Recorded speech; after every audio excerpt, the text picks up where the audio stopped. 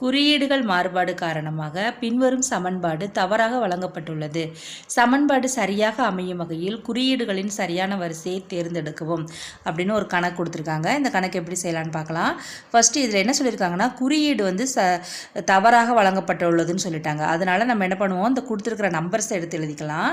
பார்த்தீங்கன்னா என்னென்ன நம்பர் கொடுத்துருக்காங்க, 5 கொடுத்துருக்காங்க, 15, 9, 84ன்னு கொடுத்துட்டாங்க. அந்த நம்பரை மட்டும் எடுத்துக்கிறோம். குறியீடு வந்து நமக்கு என்ன கொடுத்துருக்காங்க, தவறாக கொடுத்துருக்காங்க. இந்த மாதிரி கணக்கில் நம்ம என்ன பண்ணணும்னா, நமக்கு ஆப்ஷன் கொடுத்துருப்பாங்க இல்லையா, அதில் உள்ளதை தான் நம்ம இங்கே வந்து நம்ம சப்ஸ்டியூட் பண்ணி நம்ம செஞ்சு பார்க்கணும்.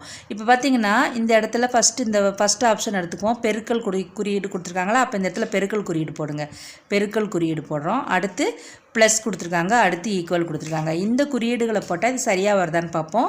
5யும் 15 நம்ம பெருக்கலாம், நமக்கு என்ன வரும், 75 வரும். சரியா? ப்ளஸ் 9 பண்ணால் நமக்கு என்ன வரும், 84 வந்துடுது. அப்போ ஃபஸ்ட்டில் உள்ளதே நமக்கு கரெக்டாக இருக்கிறதுனால இது கரெக்ட் ஆன்சர் என்னதுன்னா ஆப்ஷன் 1ல் இருக்கிற இந்த குறியீடு தான் அது கரெக்ட் ஆன்சர்.